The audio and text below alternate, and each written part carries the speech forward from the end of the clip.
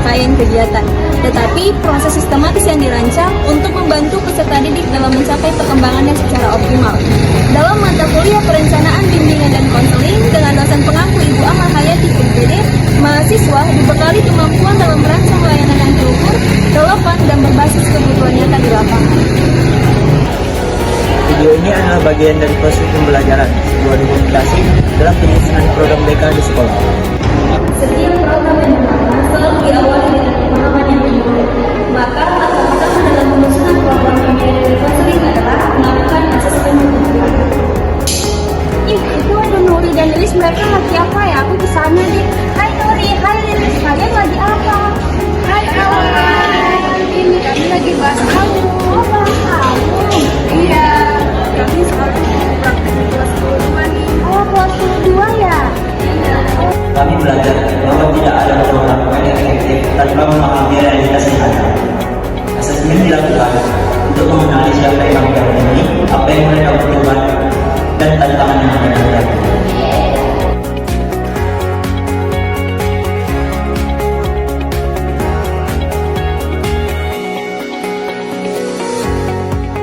Dalam hal ini, metode asesmen yang kami gunakan yaitu assessment knowledge dalam bentuk alat ukur masalah atau AUM sebagai cara untuk menggali masalah tersebut secara internal. Pagi adik-adik.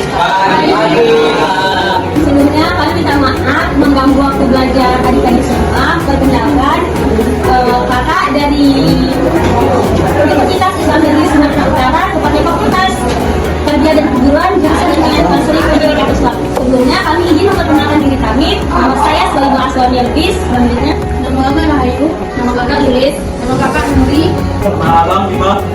nama kakak Syafika. Baik, di sini kami akan menyebarkan AUM umum. Baik, AUM umum, sebelumnya ada tahu apa itu AUM umum? AUM umum adalah alat ungkap masalah umum.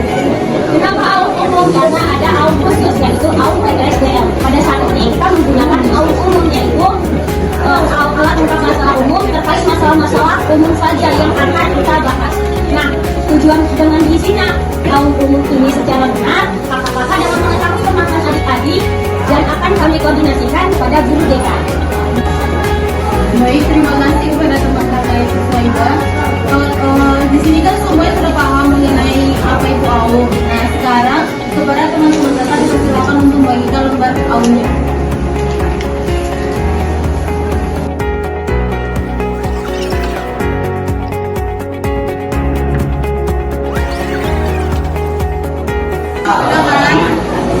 Nah, sekarang kita masuk ke cara dalam penggunaan AUM ini. Sekarang ambil lembar jawabannya. Yang ini. Nampak semua? Yang ada tulisan nama, jenis kelamin, tempat tanggal lahir, nama sekolah, nama jurusan, dan tanggal mengisi. Sudah kan? Sekarang, ayo kita sama-sama dalam pengisian identitas ini.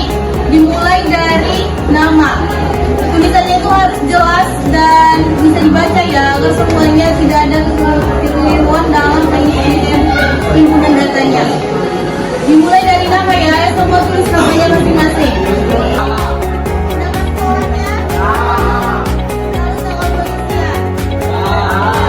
bacakan acara di lembar jawaban itu kan ada 3 langkah tuh.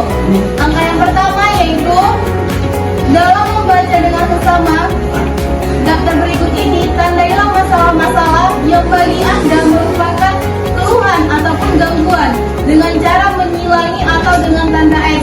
Nomor-nomor masalah dengan lembar jawaban yang disediakan secara terpisah. Misalnya, jika Anda merasa adanya keluhan atau gangguan karena badan terlalu kurus, maka silakan nomor 1 pada lembar jawaban sebagai berikut. berikut. Nah, lembar masalahnya itu ataupun nomor-nomor masalahnya itu ada di buku outnya, di halaman belakangnya setelah petunjuk. Nah, dari sinilah adik-adik semua dapat menilai apa saja nomor-nomor masalah yang adik alami. Nah, tadi kan nomor-nomor masalahnya kan ada di halaman setelah petunjuk. Nah, cara menilainya itu seperti ini. Contohnya, kan di nomor 1 ada itu kalau di masalah dia badan terlalu kurus, berarti dia menilai 0,1.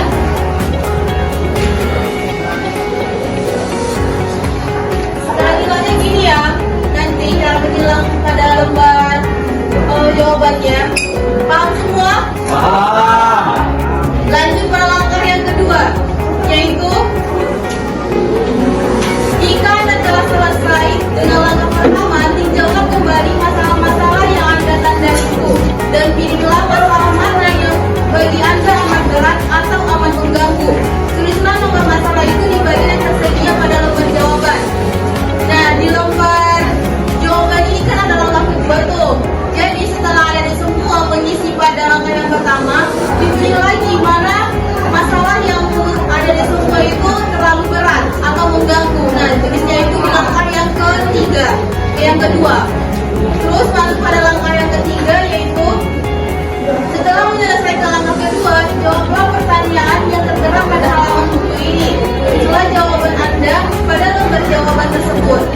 Nanti kan di sini ada tuh pertanyaannya. Jadi nanti adik semua diminta untuk mengisi apa jawaban dari pertanyaan tersebut. Paham semua? Kalau ada yang ingin ditanyakan, bisa ditanyakan kepada orang kakak.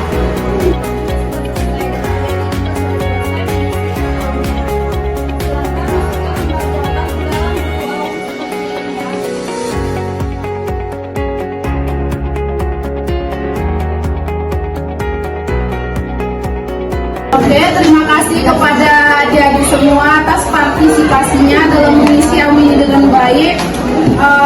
Mohon maaf jika ada yang kurang baik dari kakak-kakak semua. Hasil ilmu ini akan kami olah dan secepatnya akan diantarkan kepada guru BK serta menjelaskannya sehingga dapat digunakan untuk membuat program atau kegiatan yang sesuai dengan kebutuhan adik-adik semuanya. Setelah dilaksanakan, maka selanjutnya adalah menyempurnakan siswa berdasarkan hasil dari asesmen tersebut. Opsi 1 yang dijadikan nomor masalahnya apa aja? 0,22, 0,22, sama 1,1. Presentasinya? Berapanya ini? Pas. Jadi, untuk mencari data individual, rumusnya yaitu jumlah masalah per jumlah item dalam bidang dikali 100.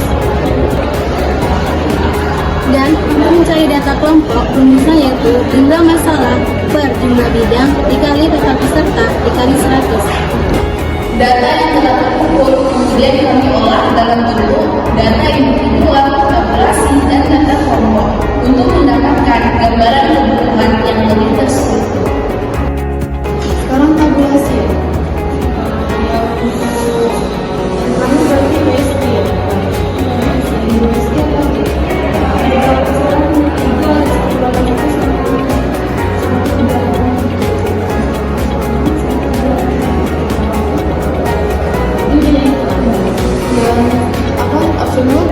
Ada di EDK, itu ada jenis